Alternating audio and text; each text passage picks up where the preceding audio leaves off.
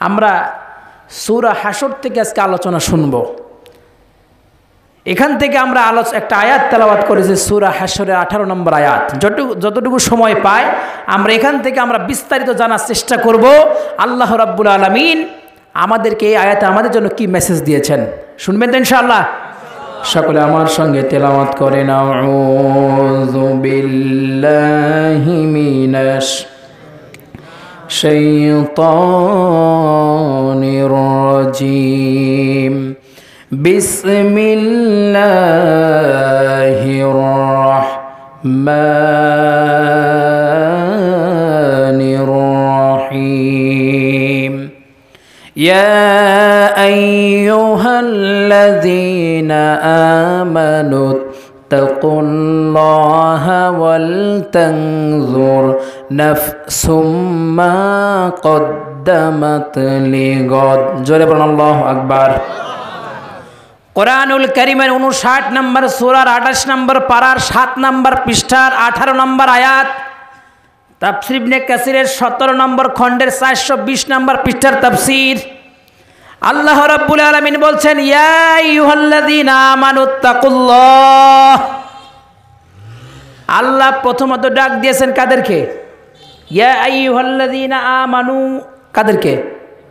কথা বলেন, বুঝেন না কথা? আমার কথা বুঝতে পারেন না আপনারা? আমার কথা যদি না বুঝতে পারেন তাহলে আমাকে বলবেন, আমি বলছি আমার সাথে একটু কথা মিলান। ইয়া আইয়ুহাল্লাযীনা আমানু, আল্লাহ ডাক দিয়েছেন কাদেরকে? ইমানদার যারা আল্লাহ তাদেরকে ডাক দিয়েছেন। দুনিয়ার সব মানুষকে যদি আল্লাহ ডাক দিতেন তাহলে আল্লাহ বলতেন ইয়া আইয়ুহান নাস। কি বলতেন? ইয়া আইয়ুহান নাস, হে দুনিয়ার সমস্ত মানুষেরা। কিন্তু আল্লাহ এই জায়গায় ইয়া আইয়ুহান নাস বলেন নাই, আল্লাহ বলেছেন ইয়া আইয়ুহাল্লাযীনা আমানু। দুইটা ডাকের মধ্যে পার্থক্য আছে না নাই? বিশিষ্ট তাফসীর কারকগণ লিখেন, আল্লাহ রাব্বুল আলামিন যখন ইমানদারকে আল্লাহ যখন ডাক দেন তখন আল্লাহর দুইটা কুদরতি হাত দুইটা আল্লাহ বাড়াইয়া দেন। দেখবেন ছোট্ট সন্তান যখন নতুন হাঁটা শিখে, মা অথবা বাবা সন্তানকে 5 হাত দূরে রাখে, দাঁড় করিয়ে দেয়, আর মা অথবা বাবা একটু দূরে যায় আর দুইটা হাত এরকম ভাবে বাড়িয়ে দেয় আর সন্তানকে বলে বাবা এইদিকে আসো, বলে না?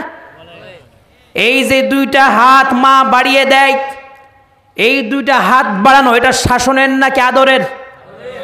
আল্লাহ রাব্বুল আলামিন ইমানদারকে আল্লাহ যখন ডাক দেন তখন আল্লাহর কুদরতি দুইটা হাত আল্লাহ এভাবে বাড়ায়া দেন। এটা শাসনের হাত নয়, আল্লাহ রাব্বুল আলামিনের রহমতের হাত। আল্লাহ রাব্বুল আলামিন দুইটা হাত আল্লাহ বাড়িয়ে দিয়ে আল্লাহ বলেন ইয়া আইয়ুহাল্লাযীনা আমানু, হে ইমানদারেরা, ইত্তাকুল্লাহ, আমি আল্লাহকে ভয় করো। তাহলে আল্লাহ রাব্বুল আলামিন ইমানদারদেরকে আল্লাহ আগে ডাক দিয়েছেন ইয়া আইয়ুহাল্লাযীনা আমানু, হে ইমানদারেরা আমি আল্লাহর দিকে তোমরা আসো। কোন বান্দা যদি আল্লাহর দিকে 1 বিঘত পরিমাণে এগিয়ে যায়, বুখারীর বর্ণনা এটা, কোন বান্দা যদি আল্লাহর দিকে 1 বিঘত পরিমাণে এগিয়ে যায় আল্লাহ তার দিকে এগিয়ে যান 1 হাত। কোন বান্দা যদি আল্লাহর দিকে 1 হাত এগিয়ে যান আল্লাহ আসেন 2 হাত। আবার কোন বান্দা যদি আল্লাহর দিকে হেঁটে হেঁটে যায় আল্লাহ তার দিকে দৌড়ে দৌড়ে আসেন। হাদিসের মধ্যে স্টেপ কয়টা? 3টা স্টেপ। 1 নাম্বার, বান্দা যদি 1 বিঘত এগিয়ে যায় আল্লাহ আসেন 1 হাত। আবার বান্দা যদি 1 হাত এগিয়ে যান আল্লাহ আসেন 2 হাত। বান্দা যদি হেঁটে হেঁটে যায় আল্লাহ আসেন দৌড়ে দৌড়ে। এই হাদিসের মধ্যে 4র্থ নাম্বার স্টেপ কিন্তু নাই। বান্দা যদি আল্লাহর দিকে দৌড়ে দৌড়ে যেত তখন আল্লাহ কি করতেন? আছে? এই হাদিসের মধ্যে এটা কিন্তু নাই।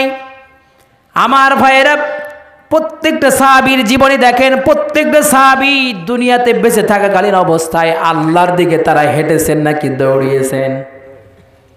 হ্যাঁ? আর আমরা কি করি এখন? আমরা কি হেঁটে হেঁটে যাই নাকি ঘুমিয়ে ঘুমিয়ে যায় নাকি দৌড়ে দৌড়ে যায়? আমাদের কোনটা তাই বলেন? ঘুমাইলে তা তো কিছু দূর যাওয়া যায়, আমরা একেবারেই যায় না। আমার ভাইয়েরা লক্ষ্য করেন, প্রত্যেকটা সাহাবী আল্লাহ রাব্বুল আলামিনের রাস্তায় তারা দৌড়ে দৌড়ে গেছেন। এটার বর্ণনা আল্লাহ রাব্বুল আলামিন নিজেই দিচ্ছেন, ওয়াসারিউ ইলা মাগফিরাতিম মির রাব্বিকুম ওয়া জান্নাতিন আরদুহাস সামাওয়াতি ওয়াল আরদ। জোরে বলুন আল্লাহু আকবার। আল্লাহ বলছেন তোমরা দৌড়াও সেই জান্নাতের দিকে, সেই ক্ষমার দিকে যার পরিধি, যেই জান্নাতের পরিধি আসমান এবং জমিনের চাইতেও বেশি। আল্লাহু আকবার। তাহলে আল্লাহর দিকে, জান্নাতের দিকে দৌড়ানোর কথা কোরআনে আছে না নাই? প্রত্যেকটা নবীর সাহাবীগুলো আল্লাহর দিকে দৌড়ে দৌড়ে গেছেন। বিশ্ব নবীর এমন একজন সাহাবীর নামও আপনি বলতে পারবেন না যেই সাহাবী জীবনে একটা বারের জন্য হলেও যুদ্ধের ময়দানে যায় নাই। বলতে পারবেন? কেউ আছেন? বিশ্ব নবীর প্রায় লক্ষাধিক সাহাবী ছিলেন। এই লক্ষাধিক সাহাবীর একজন সাহাবীর নাম বলেন যেই সাহাবী জীবনে একটা বারের জন্য হলেও যুদ্ধের ময়দানে যায় নাই। এমন একজন সাহাবীর নামও আপনি বলতে পারবেন না যেই সাহাবী জীবনে একবারের জন্য হলেও যুদ্ধের ময়দানে যায় নাই। বরং আপনি শোনেন, বিশ্ব নবীর একজন অন্ধ সাহাবী ছিলেন আব্দুল্লাহ ইবনে উম্মে মাকতুম। নাম শুনেছেন? যেই সাহাবীর নামকরণ করে আল্লাহ রাব্বুল আলামিন কোরআনুল কারিমে প্রায় 16টা আয়াত আল্লাহ নাজিল করেছেন। আল্লাহু আকবার। বিশ্বনবী সাল্লাল্লাহু আলাইহি ওয়াসাল্লাম কুরাইশ কাফেরদের সাথে কথা বলছেন। এমন সময় আব্দুল্লাহ ইবনে উম্মে মাকতুম ডাক দিয়েছে, ইয়া রাসূলুল্লাহ। নবী বুঝাতে চাইলেন আমি একটু ব্যস্ত আছি। আবার ডাক দিলেন, ইয়া রাসূলুল্লাহ। বিশ্বনবী এবার ভ্রু কুঁচকাইছেন, একটু বিরক্তির স্বর। মানুষকে বারবার যখন ডাক দেয়, এই মানুষটা যদি একটু ব্যস্ত থাকে একটু ভ্রু কুঁচকায় না? হ্যাঁ, আঙুলটা, চোখটা একটু বাঁকা করে বিশ্বনবী আব্দুল্লাহ ইবনে উম্মে মাকতুমকে একটু ভর্ৎসনা করলেন। ও আসমান থেকে আল্লাহ রাব্বুল আলামিন নাখোশ হয়ে গেলেন। আল্লাহ রাব্বুল আলামিন আমার নবীজিকে ভর্ৎসনা করে, তিরস্কার করে আব্দুল্লাহ ইবনে উম্মে মাকতুমের পক্ষ নিয়ে সূরা আবাসার ভিতরে আল্লাহ 16টা আয়াত আল্লাহ নাজিল করে দিয়েছে। কয়টা আয়াত? 16টা আয়াত। মা আয়েশা রাদিয়াল্লাহু তাআলা আনহা বলেন, আল্লাহ রাব্বুল আলামিন সূরা আবাসার এই 16টা আয়াত আব্দুল্লাহ ইবনে উম্মে মাকতুমের পক্ষে নাজিল করার পরে আমি বিশ্বনবীর জন্য যখনই শরবত তৈরি করতাম লেবু দিয়া, তার সাথে সাথে 1 গ্লাস শরবত আমি এক্সট্রা করতাম আব্দুল্লাহ ইবনে উম্মে মাকতুমের জন্য। আল্লাহু আকবার। এই সম্মান আল্লাহ তাকে দিয়েছেন। এই আব্দুল্লাহ ইবনে উম্মে মাকতুম বিশ্বনবী দুনিয়াতে বেঁচে থাকাকালীন অবস্থায় যুদ্ধের ময়দানে যেতে পারেন নাই। বিশ্বনবী যখন যুদ্ধের ময়দানে যেতেন, আব্দুল্লাহ ইবনে উম্মে মাকতুমকে তিনি মসজিদে নববীর দায়িত্ব দিয়ে যেতেন। বিশ্বনবীর ইন্তেকালের পরে ওমরে ফারুক রাদিয়াল্লাহু তাআলা এর শাসন আমলে গজওয়ায়ে কাদেসিয়ায় সৈন্য পাঠানো হচ্ছে। একটার পর একটা সৈন্যের নাম লেখানো হচ্ছে। আব্দুল্লাহ ইবনে উম্মে মাকতুমকে বলেন, আমিরুল মুমিনিন, আমার বহুদিনের শখ, আমি যুদ্ধের ময়দানে গিয়ে আমি শহীদ হয়ে যাব। আমার কত বন্ধু বান্ধব যুদ্ধের ময়দানে শহীদ হয়ে তারা আল্লাহর জান্নাতের ভিতরে আছে। আমার বহুদিনের স্বাদ হয় যুদ্ধের ময়দানে গিয়ে আমি শহীদ হয়ে যাব। আপনাদের কাছে একটা প্রশ্ন, আব্দুল্লাহ ইবনে উম্মে মাকতুম কি জানতেন না যুদ্ধের ময়দানে গেলে হাত পা কাটা চলে যেতে পারে? জানতেন না? যুদ্ধের ময়দানে কেউ ফুল বিতরণ করে না। যুদ্ধের ময়দানে গেলে কেউ হালুয়া রুটি বিতরণ করে না। যুদ্ধের ময়দানে গেলে হাত পা থাকে না, গর্দান থাকে না, শরীরটা ক্ষত বিক্ষত হয়ে যায়। এটা কিন্তু আব্দুল্লাহ ইবনে উম্মে মাকতুম জানতেন, ঠিক কিনা? নিশ্চিত মৃত্যু জানার পরেও আমিরুল মুমিনিনকে ডাক দিয়ে বলেন, আমিরুল মুমিনিন, আমার বহুদিনের শখ, আমি যুদ্ধের ময়দানে গিয়ে শহীদ হয়ে আল্লাহর জান্নাতে চলে যাব। আমার ভাইয়ের এখান থেকে চিন্তা ভাবনা করেন, শিক্ষা নেন। মুসলমান হয়ে এখন আমরা জিহাদকে আমরা অস্বীকার করি না? আল্লাহ কোরআনুল কারিমে প্রায় 500টার বেশি আয়াত জিহাদের সরাসরি প্রত্যক্ষভাবে আল্লাহ নাজিল করেছেন। কত আয়াত? 500র বেশি আয়াত আল্লাহ নাজিল করেছেন। জিহাদকে অস্বীকার করা মানে আপনি সঙ্গে সঙ্গে কাফের হয়ে যাবেন। আর এখন জিহাদকে আমরা অস্বীকার করি। আমার ভাইরা যুদ্ধের ময়দানে গেলে হাত পা থাকে না, এটা সাহাবারাও জানতেন। আর এখন আমরা মুসলমানের লেবাস নিয়ে, মুসলমানদের ভিতরে, ইসলামের ভিতরে ছোট ছোট বিষয়গুলোকে নিয়ে আমরা এত বড় করেছি। আমাদের টুপি নিয়ে আমাদের দ্বন্দ্ব আছে না নাই? আমাদের লেবাস নিয়ে আমাদের দ্বন্দ্ব, আমাদের নামাজের, আমাদের সালাতের মধ্যে আমাদের হাত বাঁধার স্টাইল নিয়ে আমাদের দ্বন্দ্ব। আপনাদের এলাকায় নাই? নাই? এখন দেখবেন সারা বাংলাদেশ সহ সারা পৃথিবীতে যত আলেমগুলো আছে, আলেমে আলেমে দুশ্মনী, তাই না?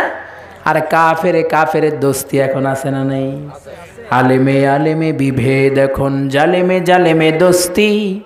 আলেমে আলেমে বিভেদ এখন, জালেমে জালেমে দোস্তি। পথের ঠিকানা জানা নেই কারো, কে কোথায় পাবে স্বস্তি, কে কোথায় পাবে স্বস্তি, ঠিক না? সালাতে দুহাত কোথায় বাঁধবে, নাভির ওপরে নিচে।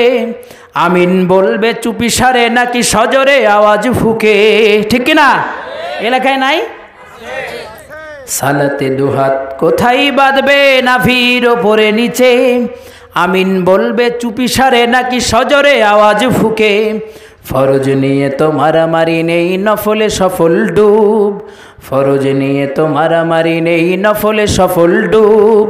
টুপির আকার আকৃতি নিয়ে গবেষণা হয় খুব। এই সুযোগেই আব্রাহা দেখো হাঁকিয়ে বেড়ায় হস্তি। জালিমে জালিমে দোস্তি, জালিমে জালিমে দোস্তি। আলেমে আলেমে বিভেদ এখন, জালেমে জালেমে দোস্তি। আলেমে আলেমে বিভেদ এখন, জালেমে জালেমে দোস্তি। পথের ঠিকানা জানা নেই কারো, কে কোথায় পাবে স্বস্তি, কে কোথায় পাবে স্বস্তি, ঠিক না? এখন আলেমদের এক হওয়ার সময় এখন চলে আসছে, আসে নাই? আলেমরা যত বেশি দূরত্ব অবস্থান করবে, কাফের মুশরিকদের ইসলামের বিরুদ্ধে ষড়যন্ত্র করা তত বেশি সহজ হবে। আর শয়তান তো এটাই চায়, শয়তান বাংলাদেশ থেকে অনেক দূরে থাকে। শয়তান জানে এদেশে আলেমরা আছে, ইসলাম ধ্বংস করার জন্য আলেমরা যথেষ্ট। মুসলমানদের সাম্প্রদায়িক সম্প্রীতি, মুসলমানদের ইতিহাস, ঐতিহ্য, সংস্কৃতি, এটা মুসলমানদের দ্বারাই এখন সারা পৃথিবীতে সবচেয়ে বেশি ক্ষতিগ্রস্ত হচ্ছে। আজকে দেখেন, মুসলমানদের বিয়েতে মুসলমানদের কোনো কালচার চলে না, যা কালচার চলে সবগুলো পশ্চিমা সংস্কৃতি। মেয়ে দেখা থেকে শুরু করে নিয়ে একেবারে বিবাহের শেষ পর্যন্ত সব কাজগুলো হয় ইহুদি এবং খ্রিস্টানদের কালচারে, হয় না? আমাদের এই যে 2 দিন পরে, আজকে কয় তারিখ? 29, 30, 31, 31st নাইট আমাদের যুবকরা উদযাপন করবে। 31st নাইট এটা মুসলমানদের নাকি কাফেরদের সংস্কৃতি? হ্যাঁ, এর মতো নষ্ট কোনো জিনিস আর হতে পারে না। মুসলমানদের জন্য আল্লাহ স্পেশাল খুশির দিন আল্লাহ দিয়েছেন, ঠিক না? মুসলমানদের জন্য এইরকম ইহুদি কালচার সমাজে চালু করে এটাকে যদি উদযাপন করে, সওয়াব হবে নাকি গুনাহ হবে? আমি দেখলাম, আমি খুব খুশি হয়েছি। এই জায়গায় যে সমস্ত মাহফিলের আয়োজক যারা, বেশিরভাগই যুবক, প্রায় যুবক। এটা আমাদের জন্য রহমত, ঠিক কিনা? বাংলাদেশের জন্য খুব ভালো একটা কারণ। আমি প্রায় মাহফিলে যাই, দেখি যে অনেকগুলো মাহফিলের আয়োজকগুলো প্রায় যুবক ছেলেরা। একটা জিনিস লক্ষ্য করি, সেটা হচ্ছে এই যুবকরা ইচ্ছা করলেই যে কোনো মুহূর্তে একটা গানের কনসার্টের আয়োজন করতে পারতো না? 10টা যুবক একত্রিত হয়ে তারা যে কোনো সময় একটা গানের কনসার্টের আয়োজন করতে পারতো, কিন্তু এই যুবকগুলো কনসার্টের আয়োজন না করে আপনাদেরকে কোরআন শোনানোর ব্যবস্থা করে দিয়েছে। এটা ভালো না খারাপ? এই জন্য যুবকদের উদ্দেশ্যে আমি 2টা কথা বলি, সেটা হচ্ছে যৌবনকালের দাম আল্লাহর কাছে অনেক বেশি। যৌবনকালের 1 সিজদা আর বৃদ্ধকালের 70 সিজদা, তাও এক হবে না। আমার ভাইয়েরা, যে আলোচনায় ছিলাম, বিশ্বনবীর একজন সাহাবীর নাম আপনি বলতে পারবেন না যেই সাহাবী জীবনে একবারের জন্য হলেও যুদ্ধের ময়দানে যায় নাই? আব্দুল্লাহ ইবনে উম্মে মাকতুম যুদ্ধের ময়দানে আমিরুল মুমিনিনকে ডাক দেন, আমিরুল মুমিনিন, আমি যুদ্ধের ময়দানে যেতে চাই। ওমরে ফারুক বললেন, তুমি তো অন্ধ মানুষ, চোখে দেখো না, কোন দিক থেকে তীর আসবে, বল্লম আসবে তুমি তো দেখতে পারবে না, যুদ্ধ করবে কিভাবে? আব্দুল্লাহ ইবনে উম্মে মাকতুম অন্ধ সাহাবী ডাক দিয়ে বলেন, আমিরুল মুমিনিন, আমি জানি আমি অন্ধ মানুষ, যুদ্ধের ময়দানে আমি প্রকাশ্য অংশগ্রহণ করে যুদ্ধ হয়তো বা করতে পারবো না, কিন্তু ইসলামের ঝান্ডাবাহী পতাকা অন্তত আমি আমার জীবন দিয়ে হলে উড্ডীন করে রাখতে পারবো। আল্লাহু আকবার। আব্দুল্লাহ ইবনে উম্মে মাকতুম যুদ্ধ করতে করতে দেখা গেল শত্রুপক্ষ থেকে একটা হাত তার তীর এসে ঠেকে গেছে তার হাতে, আর একটা আবার আরেক হাতে, এরকম ভাবে সারা অঙ্গ প্রত্যঙ্গে একটার পর একটা তীর এসে তাকে ক্ষতবিক্ষত করে দিয়েছে। যুদ্ধের শেষে দেখা গেল আব্দুল্লাহ ইবনে উম্মে মাকতুমের সারা শরীরে অসংখ্য তীর, সে দুনিয়া থেকে শহীদ হয়ে চলে গেছে। কিন্তু শহীদ হওয়ার পরেও তার হাতে যখন তীর লেগেছে, পায়ে যখন তীর লেগেছে, হাত থেকে ওই ইসলামের ঝান্ডাবাহী পতাকা মুখের মধ্যে দিয়ে তখনও ইন্তেকাল করার পরে, শহীদ হওয়ার পরেও ইসলামের ঝান্ডাবাহী পতাকা মুখ দিয়ে এখনো উড্ডীন করে রেখেছেন। কি ইমানি জজবা ছিল তাদের, আর আমাদের ইমানি জজবা কেমন? যুদ্ধের ময়দানে গেছেন, সদ্য বিবাহ করেছেন, বাসরও এখনো হয় নাই। আবার আরেক সাহাবী যুদ্ধের ময়দানে গেছেন, বিয়ে করেছেন, স্ত্রীর মুখটাও দেখেন নাই। বিশ্বনবী অর্ডার করলেন যুদ্ধের ময়দানে যেতে হবে, আর স্ত্রীর সাথে আর মেলামেশাও করেন না, স্ত্রীর সাথে ঘরের মধ্যেও যান নাই। স্ত্রীর ডাক দেয় বলে, প্রিয়তম স্বামী, একটাবার শুধু ঘরের মধ্যে আসেন, আমি আপনাকে না দেখে বিবাহ করেছি। আপনি যদি যুদ্ধের ময়দানে শহীদ হয়ে যান, অন্তত আপনার চেহারাটা এখন দেখে যাতে কিয়ামতের ময়দানে আমি আপনার সাথে থাকতে পারি। স্বামী ডাক দিয়ে বললেন, তোমার এই আশা যদি তুমি সত্যিকারে আল্লাহকে খুশি করার জন্য করে থাকো, তাহলে দুনিয়াতে আমাকে আর দেখার দরকার নেই। আমি যদি শহীদ হয়ে যাই, কিয়ামতের ময়দানে অবশ্যই আল্লাহ তোমাকে আমার সঙ্গে পরিচয় করায়া দিবেন। আল্লাহু আকবার। আবার যুদ্ধের ময়দানে গেছেন, সদ্য বিবাহ হওয়া স্ত্রীর সাথে মেলামেশাও হয় নাই, বাসর ঘর থেকে সোজা চলে গেছেন, যুদ্ধের ময়দানে গিয়ে শহীদ হয়ে গেছেন। এটা যদি হয় আমাদের সাহাবেদের আমাদের চরিত্র তেমন করার দরকার আছে না নাই? আর এখন আমরা সুন্দর স্ত্রীকে পেয়ে আমাদের নামাজই বাদ। হ্যাঁ, বিয়ের 7-8 দিন নামাজ পড়া লাগে না, শুধু বিয়ে করতে পারলে হয়েছে। বিশ্বনবীর সাহাবারা সুন্দর স্ত্রীকে বিছানায় রেখে যুদ্ধের ময়দানে জীবনকে তারা উৎসর্গ করে দিয়েছে, আর আমরা বিশ্বনবীর উম্মত হয়ে স্ত্রী পাওয়ার পর আমরা আল্লাহ নবীকে ভুলে যাই, ঠিক কিনা? তাহলে আমাদের তাকওয়া আছে না গেছে? হ্যাঁ, পরিবর্তন হওয়ার দরকার আমার ভাইয়েরা। তাহলে বিশ্বনবীর সব সাহাবীগুলো কাফেরদের বিপক্ষে ছিলেন কঠোর। আল্লাহ রাব্বুল আলামিন এর জন্য ইমানদারকে আল্লাহ ডাক দিচ্ছেন, ইয়া আইয়ুহাল্লাযীনা আমানুত্তাকুল্লাহ, হে ইমানদারেরা, আমি আল্লাহকে তোমরা ভয় করো। ভয় করবেন কারে? জীবনের প্রত্যেকটা পর্যায়ে আপনি আল্লাহরে ভয় করবেন। যেই কাজ আপনি করবেন, প্রত্যেকটা কাজের মধ্যে আল্লাহর ভয় আপনার থাকতে হবে। আপনি মানুষের খেতে কামলা দেন, ভয় থাকতে হবে কার? মানুষের খেতে কামলা দিচ্ছেন, গেরস্ত থাকলে কাজ হয় একরকম, আবার গেরস্ত যদি জমিতে উপস্থিত না থাকে কাজের ধরন হয় আরেক রকম। আপনাদের এলাকায় নাই? 5 জন লোক একসাথে কাজ করছে, একজন একটু কাজ করতে করতে আগে চলে যাচ্ছে, পেছন দিক থেকে একজন ঢিল মারায়, বেটা আসতে যা। হ্যাঁ, এগুলো নাই? প্রত্যেক জায়গায় আপনি ভয় করবেন আল্লাহরে। আপনি অন্যজনের কাজে গেছেন, আপনাকে যতক্ষণ পর্যন্ত কাজের সিস্টেম সকাল 7টা থেকে নিয়ে বিকাল 3টা-4টা পর্যন্ত, আপনার এই সময়টা, আপনার এই শ্রমটা ওই ব্যক্তিটা কিনে নিয়েছেন। আপনি যদি তার কোনো অধিকার যদি নষ্ট করেন, কিয়ামতের ময়দানে এটার জন্য আপনাকে আল্লাহর কাছে জবাবদিহি করা লাগবে। আপনি চাকরি করেন, সরকারি চাকরিজীবী মানুষ, আপনি ওই চাকরি করবেন, ওটার মধ্যে আল্লাহর ভয় থাকার দরকার আছে। আপনার দ্বারা জনগণের যাতে কোনো সমস্যা না হয়, আপনার দ্বারা জনগণের যাতে কোনো প্রবলেম না হয়, এটা অবশ্যই আপনারে দেখতে হবে। আপনি ব্যবসা করেন, আপনার ব্যবসার ভিতরে থাকতে হবে কার ভয়? হাজার মানুষ ব্যবসায়ী আছে, দেখবেন অনেক মানুষ ব্যবসা করে, মিথ্যা কথা বলে ব্যবসা করে, নাই? বিশেষ করে দেখবেন কসাই যারা গোস্ত বিক্রি করে, ওজনে কম দেয়, তাই না? আমি একদিন গোস্ত নিতে গেছি আমার বাড়ির পাশের বাজারে, আমারে বলতেছে, হুজুর আপনার জন্য দাম কমই রাখলাম। গোস্ত ওজন দেওয়ার পর আমরা বলতেছে হুজুর আপনি 2 কেজি নেবেন, যান 250 গ্রাম বেশি দিয়ে দিলাম। পরে আরেক দোকানে ওজন দিয়ে দেখি 250 গ্রাম কম আছে। এই হচ্ছে আমাদের ব্যবসার চিত্র, এগুলো চেঞ্জ করতে হবে। আল্লাহ রাব্বুল আলামিন কিয়ামতের ময়দানে সব আল্লাহ তুলবেন। ব্যবসা করেছেন, কাপড়ের ব্যবসা, কয় সুতা কম দিয়েছেন, কোন কাপড়ের টাকা নিয়ে কোন কাপড় দিয়েছেন, কোন কাপড়টা দেওয়ার কথা ছিল কোন কাপড় দিয়েছেন, দুনিয়ার কোনো মানুষ হয়তো বা দেখতেছে না, কিন্তু দেখেন কে? আল্লাহর কাছে সব খবর আছে না নাই? কোরআনে কারীম আল্লাহ রাব্বুল আলামিন বলেন, হুয়াল আউয়ালু ওয়াল আখিরু ওয়াজ যাহিরু ওয়াল বাতিন ওয়া হুয়া বিকুল্লি শাইইন আলীম।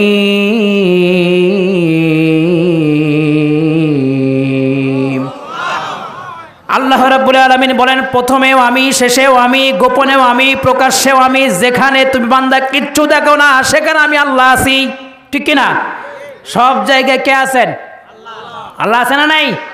সব জায়গায় আল্লাহ আছেন। আপনি কোথায় আল্লাহকে ধোঁকা দিয়ে বোকা বানাতে চাচ্ছেন? দুনিয়ার কোনো মানুষ জানে না, কিন্তু জানেন কে?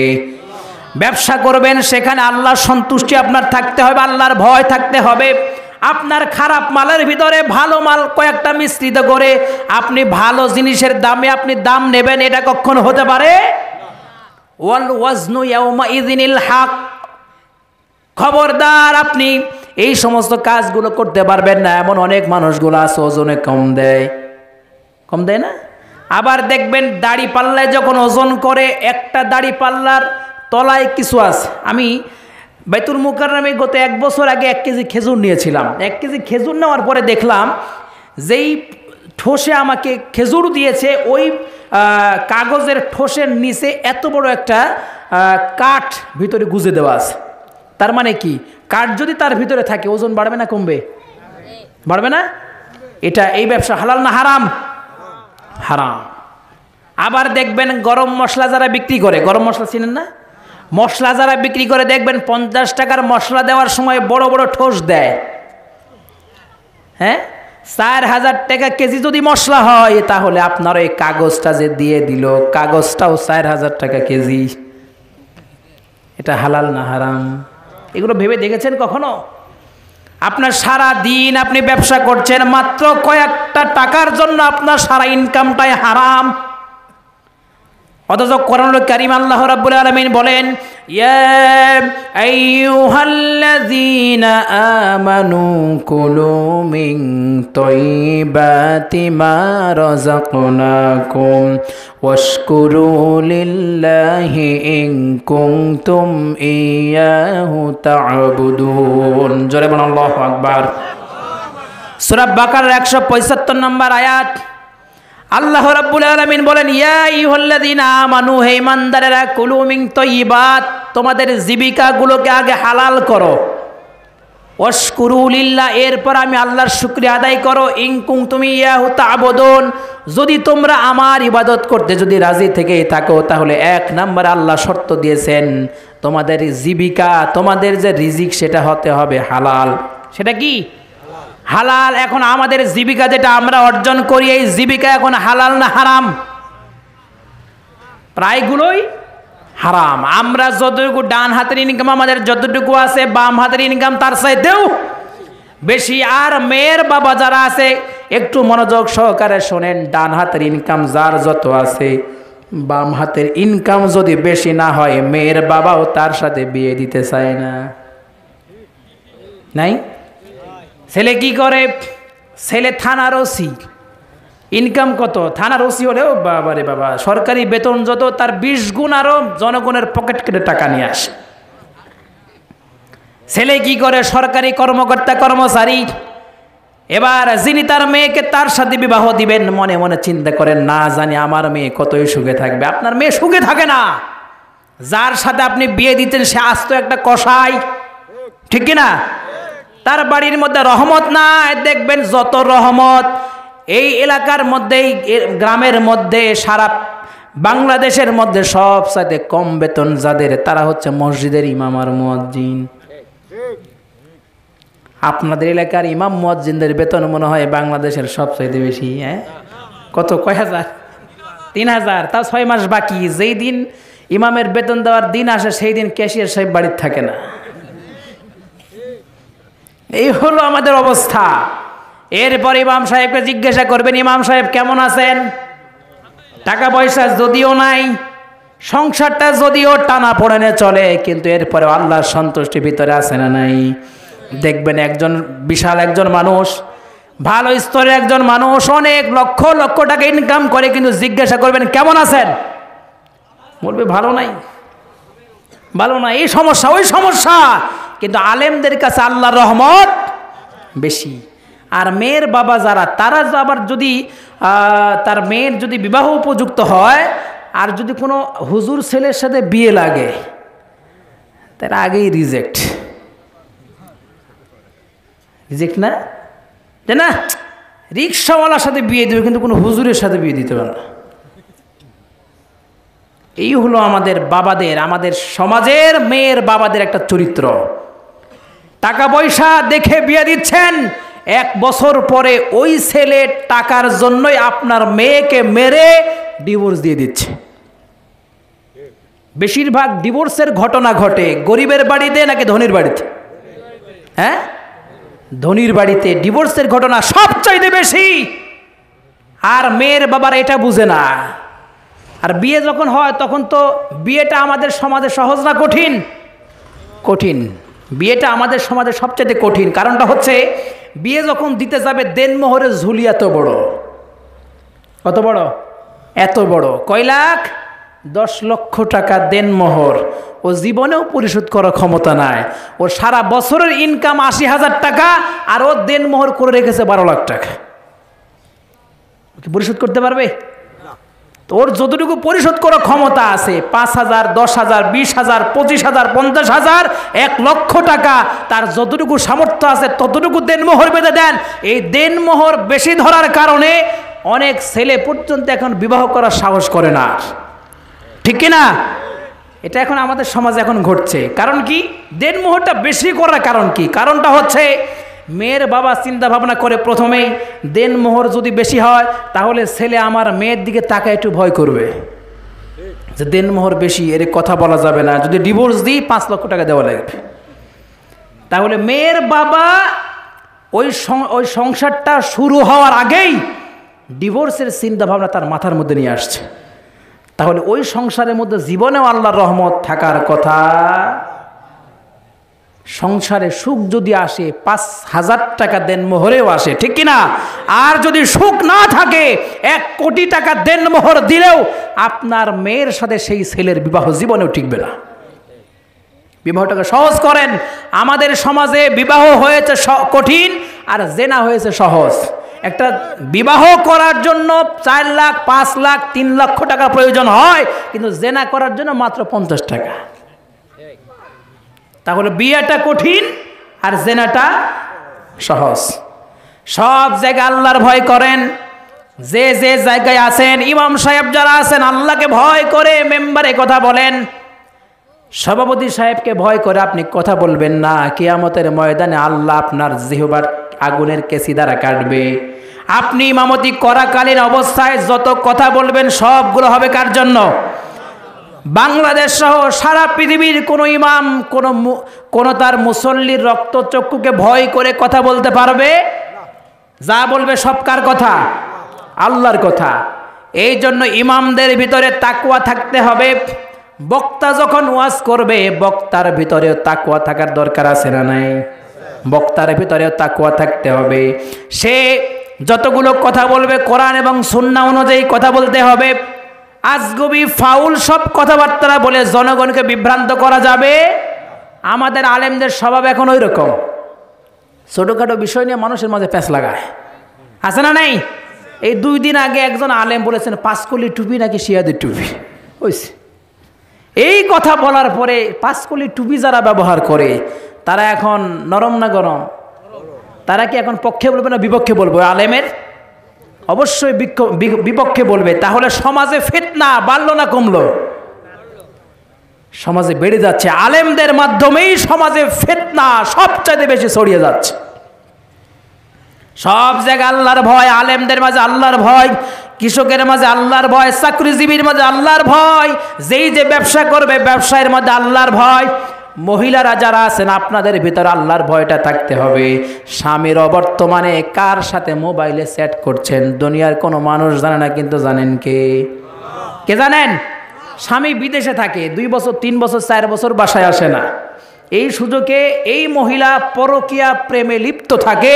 এই ঘটনা বাংলাদেশে কম না বেশি? বরং এইরকম হাজারো নজির আছে। 2টা 3টা সন্তান রেখে পরকীয়া প্রেমের হাত ধরে চলে গেছে ওই মহিলা। এরকম ঘটনাও বাংলাদেশে অনেক। সম্মানিত মা বোনেরা যারা আছেন একটু কান খাড়া করে শোনেন। একজন পুরুষের জন্য জান্নাতে যাওয়া যতটা কঠিন, একজন মহিলার জন্য জান্নাতে যাওয়া তার চাইতেও বেশি সহজ। বিশ্বনবী বলেন মাত্র 4টা কাজ, ইদা সাল্লাত খামসাহা ওয়া সাওমাত শাহরাহা ওয়া আতাআত বালাহা ওয়া আহসানাত ফারজাহা। মাত্র 4টা কাজ। বিশ্বনবী বলেন যে নারী 5 ওয়াক্ত নামাজ পড়বে, আর যে নারী রমজানের রোজাগুলো আদায় করবে, আর যেই নারী স্বামীর শরীয়ত সম্মত আদেশগুলোকে পালন করবে, ওয়া আহসানাত ফারজাহা, এবং স্বামীর যে তার অঙ্গ প্রত্যঙ্গের অধিকার আছে এই স্বামী বাদ দেওয়া দুনিয়ার আর কোনো মানুষকে সে দেখাবে না। এই যে 4টা কাজ যদি কোনো মহিলা করে, বিশ্বনবী বলেন জান্নাতের যে দরজা দিয়ে ইচ্ছা সে দরজা দিয়ে ওই নারী জান্নাতে প্রবেশ করতে পারবে। তাহলে জান্নাতে যাওয়া পুরুষের জন্য কঠিন নাকি নারীদের জন্য সহজ? নারীদের জন্য সহজ। এতটা সহজ বিশ্বনবী সাল্লাল্লাহু আলাইহি সাল্লাম বলছেন, একজন মা যদি তার সন্তানকে ভালোভাবে লালন পালন করাতে পারে, এই 10টা মাস মা তার সন্তানকে রেখেছে, পুরা 10টা মাস রাতের বেলা তাহাজ্জুদের নামাজ পড়লে যে সওয়াব হয়, আল্লাহ সেই সওয়াবটা আল্লাহ মায়ের আমলনামায় লিখে দেন। এই 10টা মাস মায়ের পেটের ভিতরে সন্তান থাকাকালীন অবস্থায় প্রায় 10 মাস মা ভালোভাবে খেতে পারে না। বিশ্বনবী সাল্লাল্লাহু আলাইহি সাল্লাম বলেন, এই মা ভালোভাবে খেতে না পারার জন্য আল্লাহ মায়ের আমল নামায় 10 মাস রোজা রাখলে যে সওয়াব হয়, সেই রোজার সওয়াব আল্লাহ মায়ের আমল নামায় লিখে দেন। আবার একটা মা যখন সন্তানকে ভালোভাবে লালন পালন করে, একজন পুরুষ জিহাদের ময়দানে সশরীরে অংশগ্রহণ করে যেই সওয়াব পাবে, একজন মহিলা তার ছেলে অথবা মেয়েকে যদি ভালোভাবে লালন পালন করে, ওই মহিলা বাড়িতে বসে জিহাদের সমতুল্য সওয়াব তার আমল নামায় পৌঁছে যাবে। তাহলে এই মা যিনি এত কষ্ট করেন, তার ব্যাপারেও আল্লাহকে ভয় করার দরকার আছে না নাই? অনেক যুবক দেখবেন বিয়ে করার পরে স্ত্রীর জন্য মায়ের সাথে সম্পর্ক বিচ্ছিন্ন হয়ে যায়, আছে না নাই? বিয়ের 3 মাস পরে, আমাদের বাংলাদেশের সিস্টেম হচ্ছে বিয়ের 4 মাস পরে সংসার আলাদা হয়। কয় মাস? 4 মাসের মধ্যে সংসার আলাদা হয়। এই হচ্ছে আমাদের বাংলাদেশ। আমরা এটা ভাবি না, যেই মহিলার জন্য, যেই মহিলাটা আমাদের সংসারের ভিতর অশান্তি লাগিয়ে সংসারের মধ্যে অশান্তি সৃষ্টি করলেন, ওই মহিলাটাও কিন্তু একদিন মা হবে, একদিন শাশুড়ি হবে, তার সংসার আরেকজন এসে ছিন্ন বিচ্ছিন্ন করে ফেলে দিবে, ঠিক কিনা? তাহলে সংসারের মধ্যে শান্তি আনার দরকার আছে না নেই? মা বাবার ব্যাপারে খুব তৎপর হবেন আপনারা। মা বাবাকে কখনো কষ্ট দেওয়া যাবে না, কারণ মায়ের ব্যাপারে বিশ্বনবী বলছেন, এক সাহাবী বলতেছেন, ইয়া রাসূলুল্লাহ আমি যুদ্ধে যেতে চাই। বিশ্বনবী বলেন, আলাকা ওয়ালিদাইক, তোমার কি পিতা নাই, তোমার মা বেঁচে নাই দুনিয়াতে? ওই সাহাবী বলেন, ইয়া রাসূলুল্লাহ আমার মা দুনিয়াতে বেঁচে আছে। বিশ্বনবী সাল্লাল্লাহু আলাইহি সাল্লাম বললেন, তুমি বাসায় ফিরে যাও, ইন্নাল জান্নাতা তাহতা রিজলাইহা, তুমি তোমার পিতামাতার সাথে ভালো ব্যবহার করো, আর তোমার জন্য যুদ্ধে যাওয়া থেকে তোমার পিতামাতার সেবা করাটাই সবচেয়ে বড় ইবাদত। আপনি নামাজ পড়বেন, শুধু নামাজ পড়লে হবে না, আপনার পিতামাতাকে আপনি ভাত দিচ্ছেন কিনা, তাদের যা কিছু লাগবে সবকিছু দিচ্ছেন কিনা, এগুলোও কিন্তু বড় একটা ইবাদত, ঠিক কিনা? কোরআনে কারীম আল্লাহ রাব্বুল আলামিন সেই জন্য বলছেন, ওয়াকাদা রাব্বুকা আল্লা তা'বুদু ইল্লা ইয়্যাহু ওয়া বিল ওয়ালিদাইনি ইহসানা। আল্লাহু আকবার। সূরা বানী ইসরাঈল 23 নম্বর আয়াত 15 নম্বর পারা 3 নম্বর পৃষ্ঠার মধ্যে আপনারা পাবেন। আল্লাহ রাব্বুল আলামিন বলেন, ওয়াকাদা রাব্বুকা আল্লা তা'বুদু ইল্লা ইয়্যা, আমি আল্লাহ, আমার রায় আমি আল্লাহ ঘোষণা করে দিয়েছি, দুনিয়াতে আমার ইবাদত করার পরে তোমরা তোমাদের পিতামাতার প্রতি ভালো ব্যবহার করবা, আর পিতামাতার সাথে এমন কোনো আচরণ করবে না যাতে তোমার আচরণে তোমার পিতা অথবা মাতা উফ শব্দটা উচ্চারণ করে। মা যদি খারাপ হয়, বাবা যদি খারাপ হয়, এরপরেও পিতামাতার সাথে কখনো খারাপ ব্যবহার করা। মাঝে 10 মাস 10 দিন গর্ভে ধরিয়া করেছেন আমাদের ঋণী, গায়েরও চামড়া কাটিয়া দিলেও, গায়েরও চামড়া কাটিয়া দিলেও সেই ঋণ শোধ হবে না জানি মা, সেই ঋণ শোধ হবে না জানি, ঠিক না? কতদিন দেখি না মায়ের ওই চাঁদ মুখ, কষ্টের হৃদয় পড়ে পিঠা পুলি বানাইয়া পায়েস রান্ধিয়া মায় অপেক্ষা করে।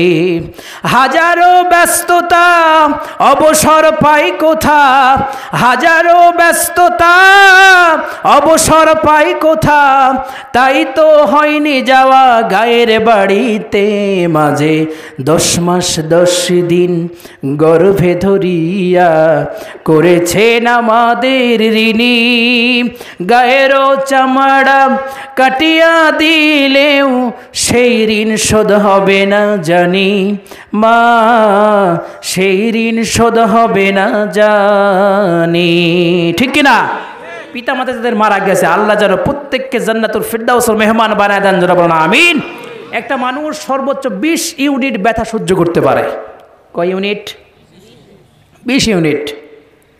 আর মা যখন সন্তান প্রসব করে, প্রসব করাকালীন অবস্থায় মা ব্যথা সহ্য করে 55 ইউনিট। কত? 55 ইউনিট। একটা পুরুষ সর্বোচ্চ ব্যথা অনুভব করতে পারে, সর্বোচ্চ ব্যথা সে গ্রহণ করতে পারে 20 ইউনিট। আর একটা মা প্রসব করাকালীন অবস্থায় সে 55 ইউনিট ব্যথা সহ্য করে আমাকে আপনাকে দুনিয়ার মুখ দেখিয়েছে। আমার তো মাঝে মাঝে মনে হয় মেয়েদের পেট থেকে বাচ্চা বের না হয়ে পুরুষের পেট থেকে যদি বাচ্চা বের হতো, পুরুষের যে রাগ, এই সন্তান ভূমিষ্ঠ হওয়ার পরেই পা ধরে আষাঢ় মায়েরা সন্তানকে মেরে ফেলে দিত।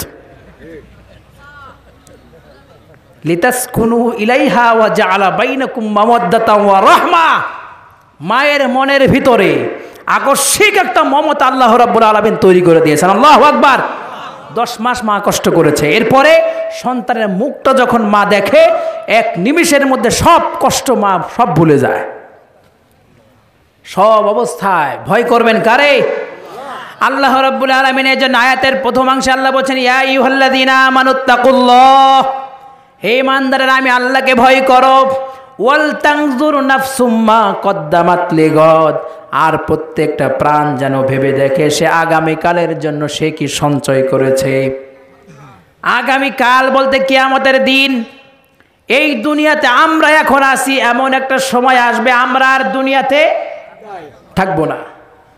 এখন আমরা যারা এই দুনিয়াতে আছি 10 বছর পরে অনেকে এই দুনিয়াতে থাকবো না, কেউ কেউ আবার 100 বছর পরে দুনিয়াতে থাকার চান্স আমাদের খুবই কম, ঠিক কিনা? তাহলে এই দুনিয়ার জীবনের পরে আমাদের যেই জীবনটা আসবে সেটা হচ্ছে আমাদের আখিরাতের জীবন। আখিরাতের জীবন আমরা পাবো না এমন একজন মানুষের জায়গায় আছেন? আছেন? আল্লাহ রাব্বুল আলামিন একটু খেয়াল করেন এই দিকে। আল্লাহ বলছেন ওয়াল তানজুর নাফসুম মা কদ্দামাত লিগাদ, প্রত্যেকটা প্রাণ যেন ভেবে দেখে সে আগামীকালের জন্য সে কি পাঠাচ্ছে। আল্লাহ কিন্তু এই জায়গায় গদ শব্দটা ব্যবহার করেছেন। গদ শব্দের অর্থ হচ্ছে আগামীকাল। আল্লাহ কিন্তু এই জায়গায় ব্যবহার করতে পারতেন ওয়াল তানজুর নাফসুম মা কদ্দামাত ইলাল কিয়ামাহ। গদ শব্দের পরিবর্তে আল্লাহ কিন্তু কিয়ামত শব্দটা আল্লাহ ব্যবহার করতে পারতেন, কিন্তু করেন না। আল্লাহ গদ শব্দটা ব্যবহার করেছেন। আমার ভাইয়েরা, আজকে রাতের পরে আগামীকাল যেমন সুনিশ্চিত, এই দুনিয়ার জীবনের পরে আমাদের আখিরাতের জীবনও তেমনি সুনিশ্চিত, ঠিক কিনা? আখিরাতের জীবনে আপনার জীবনের সব হিসাব নিকাশ আল্লাহ নেবেন। কিয়ামতের ময়দানে আপনার হাতে আমলনামা ধরিয়ে দেওয়া হবে। কোরআনে কারীম আল্লাহ রাব্বুল আলামিন বলেন, ইকরা কিতাবাকা কাফা বিনাফসিকাল ইয়াউমা আলাইকা হাসিবা। জোরে বলুন আল্লাহু আকবার। সূরা বানী ইসরাঈলের 14 নম্বর আয়াত, আল্লাহ রাব্বুল আলামিন বলেন, কিয়ামতের ময়দানে ইকরা কিতাবাক, আল্লাহ আপনার আমলনামা আপনার সামনে আল্লাহ ধরিয়ে দেবেন। ইমানদারদের আমলনামা আসবে সামনের দিক থেকে ডান হাতে, আর বেঈমানদের আমলনামা আসবে পেছনের দিক থেকে বাম হাতে। এই আমলনামাটা পাওয়ার পর আল্লাহকে বলবে, আল্লাহ এগুলো একটাও আমাদের আমলনামা না। আল্লাহ বলবে, ইকরা কিতাবাক, you read your book, you are have to take your accountability. আজকে তোর আমলনামা তুই পড়, কি করেছিস জীবনে। এবার মানুষ একটার পর একটা আমলনামা পড়বে। দুনিয়াতে কোন জায়গায় কোন অপরাধ করেছে, হাতকে ব্যবহার করে কি করেছে, পাকে ব্যবহার করে কি করেছে, সবগুলো ওই জায়গায় লেখা থাকবে। বান্দা এবার আল্লাহকে বলবে, আল্লাহ এগুলো একটাও আমরা করি নাই। মালি হাযাল কিতাব লা ইগাদিরু সগীরাতান ওয়ালা কাবীরাতান ইল্লা আহসাহা। হোয়াট ইজ এ মিরাকেল বুক? কি এক আশ্চর্য ধরনের কিতাব, যার মধ্যে ছোট গুনাহ বড় গুনাহ সব গুনায় দেখে এর মধ্যে লেখা আছে। আল্লাহকে তখন ধোঁকা দিয়ে বোকা বানানোর জন্য আল্লাহকে বলবে, আল্লাহ এগুলো একটাও আমরা করি নাই। আপনার ফেরেশতারা সবগুলো বানিয়ে বানিয়ে লিখেছে। আমার ভাইয়েরা, কিয়ামতের ময়দানে অনেক মানুষ অস্বীকার করবে, ফেরেশতাদেরকে দোষারোপ দিয়ে বলবে, আল্লাহ এগুলো আমরা একটাও করি নাই। আপনার ফেরেশতারা বিরোধী দলের কাছ থেকে টাকা পয়সা খায় আমাদের বিরুদ্ধে লিখেছে। দুনিয়াতে বিরোধী দলের উপরে দোষ চাপানোর অভ্যাস, এই অভ্যাসটা কিয়ামতের ময়দানেও থাকবে। যা হবে সব বিরোধী দলের মানুষ। এটা নাই এখন আছে, কিয়ামতের ময়দানে এটা হবে। দুনিয়াতে যেমন মানুষকে বোকা বানায়, দেশে হয় একটা, মিডিয়াতে বলে আর একটা, এরকম মানুষ আছে না নাই? কিয়ামতের ময়দানে ওইরকম ভাবে অন্যের ঘাড়ে দোষ চাপানোর চেষ্টা করবে তারা। আল্লাহ করবে, এগুলো আমরা একটা করি নাই, সবগুলো আপনার ফেরেশতারা বিরোধী দলের কাছ থেকে টাকা পয়সা খায় এগুলো করেছে। আল্লাহ ফেরেশতাদেরকে ডাক দিয়ে বলেন, ফেরেশতারা এদিকে আয়, এই বান্দা অভিযোগ করছে তুমি নাকি ওদের কাছ থেকে টাকা পয়সা খায়া এদের বিরুদ্ধে লিখেছে। ফেরেশতারা বলবে, রব্বুল আলামিন আপনি মানুষকে তৈরি করেছেন দুইটা সত্তা দিয়া, মানুষের ভিতরে ভালো আছে খারাপও, কিন্তু আল্লাহ আমাদের ভিতরে কোনো খারাপ নাই, শুধু ভালোটা আছে। এত ফেরেশতা আল্লাহ তৈরি করেছেন। হাদিসে কুদসির ভিতরে বিশ্বনবী আল্লাহ রাব্বুল আলামিন বলেন, আমি এমন ফেরেশতাগুলো আমি আল্লাহ তৈরি করেছি, ওই ফেরেশতাকে তৈরি করার পরে আল্লাহ আমি সেই দিন অর্ডার করেছি তুমি এখন আমাকে সিজদা দাও।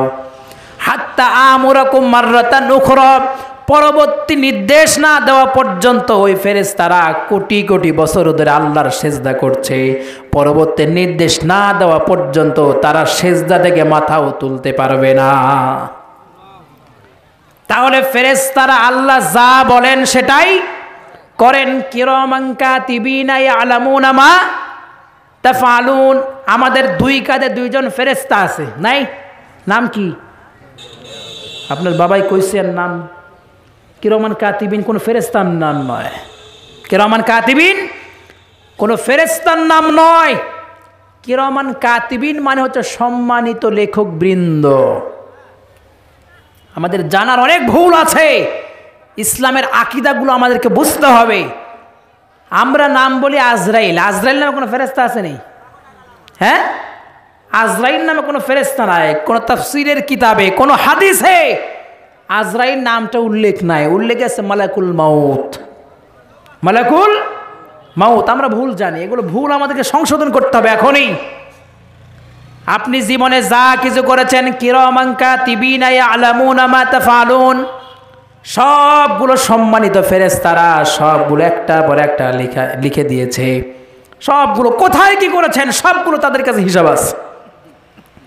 কিয়ামতের ময়দানে ওয়ালা তাজিরু ওয়াজিরাতুম বিজরা উখরা, কেউ কোনোদিন কিয়ামতের ময়দানে কেউ কারো বোঝা বহন করবে না। ছেলে ছেলেরটা, বাবা বাবারটা, স্ত্রী স্ত্রীরটা, সন্তান সন্তানেরটা, ভাই ভাইয়েরটা, কেউ কারোটা বহন করবে না।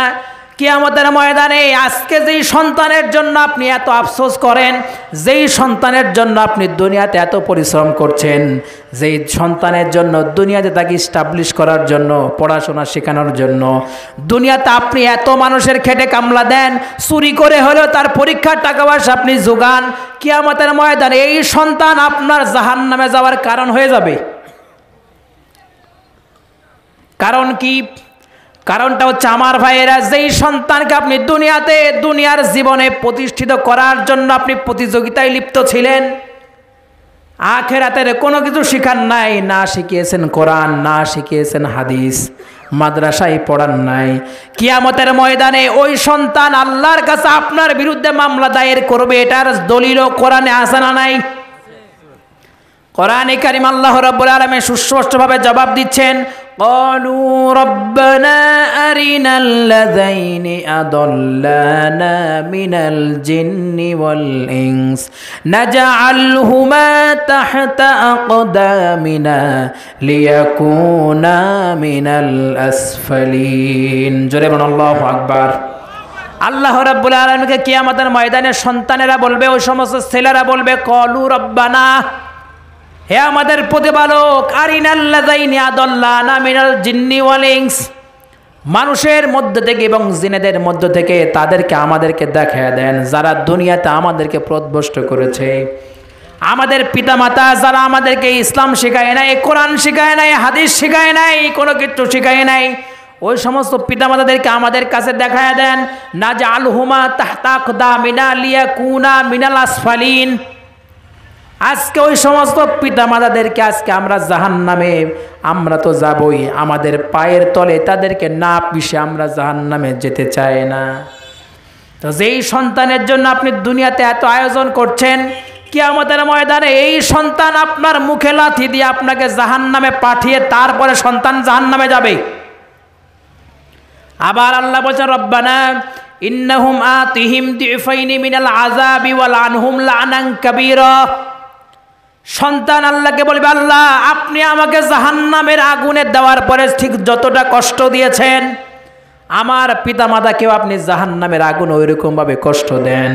ওয়াল আনহুম লানান কাবীরা, বরং আমাকে আপনি যতটা কষ্ট দিয়েছেন আমার পিতামাতাকে তার চাইতেও বেশি কষ্ট দিয়ে এরপরে আপনি আমারে কষ্ট দেন। কার পিছনে আপনি সময় ব্যয় করছেন?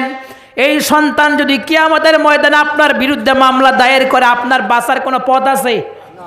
আছে? তাহলে সন্তানের জন্য আপনি কি করবেন? এই সন্তানকে দুনিয়াতে প্রতিষ্ঠিত করার জন্য কোরআন এবং সুন্নাহ মোতাবেক যতটুকু করা যায় ততটুকু আপনি করবেন।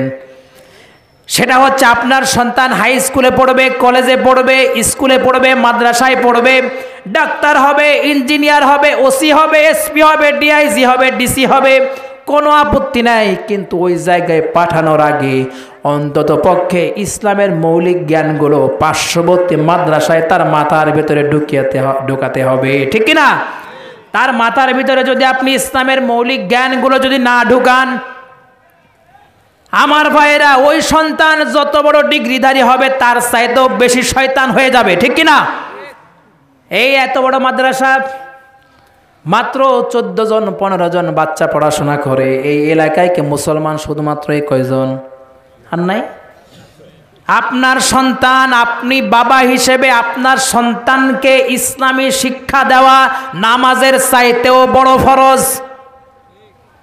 নামাজ আপনি পড়ছেন না, নামাজ আপনি পড়ছেন, আপনার ছেলে নামাজ পড়ে না বা আপনার ছেলে নামাজ পড়ে, এটার জন্য কেবলমাত্র আপনারাই দায়ী থাকবেন, সওয়াব আপনারাই পাবেন। কিন্তু আপনার সন্তানকে যদি আপনি কোরআন না শিখান, এই কোরআন না শেখানোর জন্য, ইসলামটা না শেখানোর জন্য আপনার সন্তান যেখানে যেখানে যাবে, ক্ষতি যদি হয় সারা দেশের ক্ষতি হয়ে যাবে, ঠিক কিনা?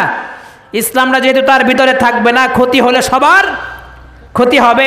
এই জন্য সন্তানদেরকে মাদ্রাসায় পাঠান, যতটুকু ইসলামী মূল্যবোধ শেখানো দরকার মাদ্রাসা থেকে আগে শিখবে। এই সন্তানের ভিতরে যদি মাদ্রাসার জ্ঞানগুলো থাকে, ইসলামের মৌলিক জ্ঞানগুলো থাকে, সন্তান চেয়ারম্যান হবে, মেম্বার হবে, এমপি হবে, প্রধানমন্ত্রী হবে, যত যাই কিছু হোক না কেন জীবনেও তার দ্বারা মানুষের কোনো ক্ষতি হওয়া সম্ভব আর যদি আলেম না হয়, জ্ঞান যদি না থাকে ইসলামের, দেখবেন এখনকার চেয়ারম্যান যারা, প্রকৃতপক্ষে ইসলামী চেয়ারম্যান যদি হয়, যদি তার ভিতরে কোরআন হাদিস থাকে, তাহলে তার টেবিলের সামনে থাকবে কোরআন। আর যদি ইসলামী মনা না হয়, দেখবেন চেয়ারম্যানের টেবিলের সামনে থাকবে সিগারেটের ছাই রাখার বাক্স। তাহলে এই যে প্রতিষ্ঠান, এই প্রতিষ্ঠান কিয়ামতের ময়দানে, এই যে মাদ্রাসা স্থাপন করেছেন, এই মাদ্রাসা যদি বন্ধ হয়ে যায়, কিয়ামতের ময়দানে এই এলাকার যত মানুষ আছেন প্রত্যেকের জান্নাতে যাওয়ার জন্য অন্তরায় হয়ে থাকবে, জান্নাতে যেতে পারবেন, ফয়সালা হয়ে যাবে। কিন্তু এরকম প্রতিষ্ঠান কিয়ামতের ময়দানে আপনার সামনে দাঁড়িয়ে যাবে, আল্লাহর কাছে মামলা দায়ের করবে, আল্লাহ দুনিয়াতে আমাকে ভালোভাবে চালায় নাই, নিজে ভালোভাবে থেকেছে, নিজে ভালো খেয়েছে, নিজে ভালো পড়েছে। কি অবস্থা এখন? আপনার দুইটা সন্তান আছে, আপনি খুব ভালোভাবে লালন পালন করছেন, যা কিছু লাগবে সব দিচ্ছেন। পার্শ্ববর্তী একটা এতিমখানা মাদ্রাসা আছে, লিল্লা বোর্ডিং আছে, এই মাদ্রাসার ছাত্ররা খায় না খায়, বেঁচে আছে নাকি মারা গেছে, সেই খোঁজটা পর্যন্ত নেয় না, এমন মানুষের সমাজ অনেক বেশি আছে। আমি বিশ্বাস করি এই এলাকায় যারা আছেন তারা সবাই মাদ্রাসা প্রিয় মানুষ, ইসলাম প্রিয় মানুষ, আলেম প্রিয় মানুষ। এই মাদ্রাসা থেকে সন্তানেরা পড়াশোনা করে বড় আলেম হবে, মুফতি মুহাদ্দিস মাওলানা হবে, দেশ এবং জাতির কল্যাণ হবে, সারা পৃথিবীর উপকার হবে। আপনি টাকা দিয়েছেন, পয়সা দিয়েছেন, শ্রম দিয়েছেন, মেধা দিয়েছেন, যা দিবেন, এই সন্তানগুলো দেশ এবং জাতির যতটুকু উপকার করবে, আপনি মারা যাওয়ার পরে কোটি কোটি বছর ধরে কবরে একটা সব আপনার আমল নামায় পৌঁছাতে থাকবে, ফ্লেক্সিলোড আকারে। ওহুম ইয়াহমিলুনা আওজারহুম আলা যুহুরিহিম আলা সাআ মা ইয়াজিরুন। কিয়ামতের ময়দানে কিছু ব্যক্তির পিঠের উপরে আল্লাহ মহা পাপের বোঝা আল্লাহ তুলে দিবেন, আবার কিছু ব্যক্তির আমল নামায় অটোমেটিক্যালি আল্লাহ রাব্বুল আলামিন নেকিগুলো পরিপূর্ণ করে দিবেন।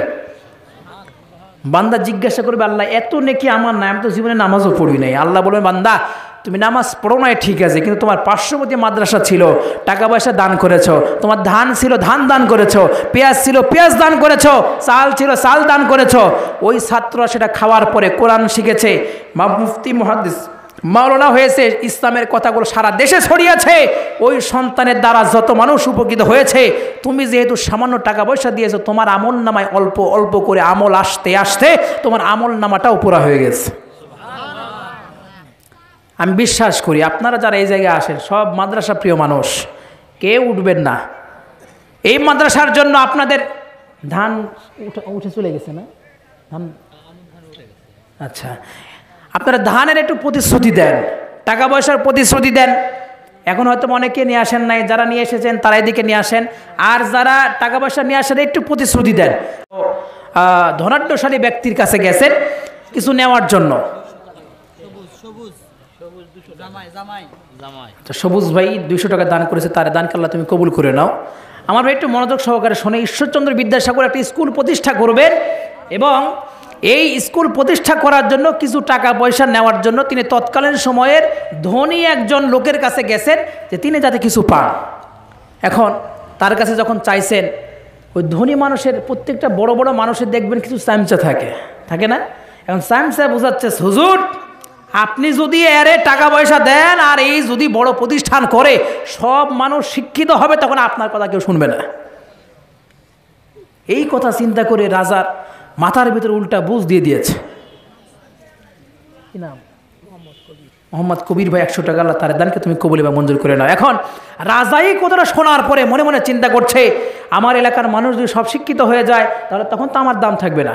তখন ঈশ্বরচন্দ্র বিদ্যাসাগরকে বললেন, আপনি এখান থেকে চলে যান, যদি না যান দারোয়ান দিয়ে ঘাট ধাক্কা দিয়ে আপনারে বিদায় করব। ঈশ্বরচন্দ্র বিদ্যাসাগর বলেন, হুজুর দয়া করে আপনি আমার কিছু দেন।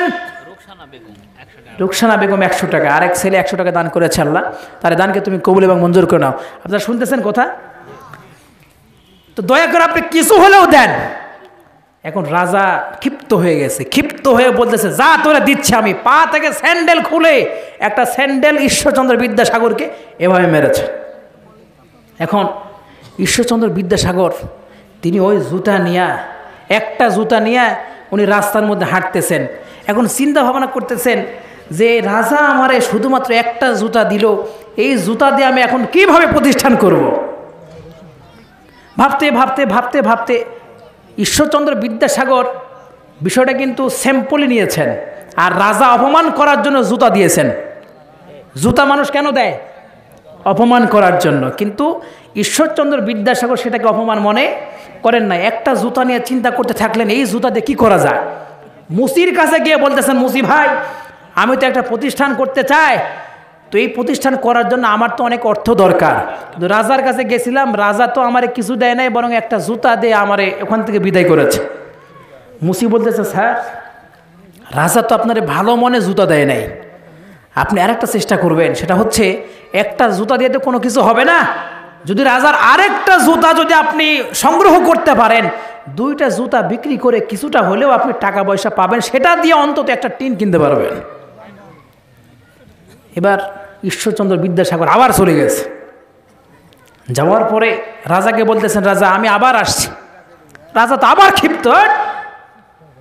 রাজা, আপনি মাইন্ড করবেন না, আমি আসছি এই জন্য, আপনি আমাকে যেহেতু একটা জুতা দিয়েছেন, আর একটা জুতা আপনার পাই আছে, সেই জুতাটা আপনি আমারে দেন। তো কেন? তো মুসি বলেছে, একটা জুতা দিয়ে কোনো কাজ হবে না, জুতা যদি দুইটা হয় সেটা দিয়ে অন্তত পক্ষে এই দুইটা জুতা জোড়া বিক্রি করে একটা টিন কেনা যাবে প্রতিষ্ঠানের।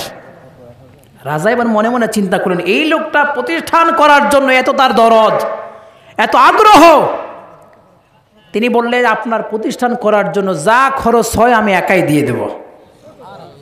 কথাটা আমি এই জন্য বললাম, প্রতিষ্ঠান করার জন্য প্রথমত উদ্যোক্তা হয় একজন, সাহায্য সহযোগিতা করে পুরো এলাকার মানুষ। একটা ব্যক্তি এরকম একটা প্রতিষ্ঠান চালাতে পারবে? পারবে না। প্রতিষ্ঠান করার জন্য উদ্যোগী হবে একজন, কিন্তু সাহায্য সহযোগিতা করবে পুরো এলাকার মানুষ। আপনারা তো এলাকার মানুষ, আপনারা চান না এই মাদ্রাসাটা আবার ভালোভাবে পরিচালিত হোক।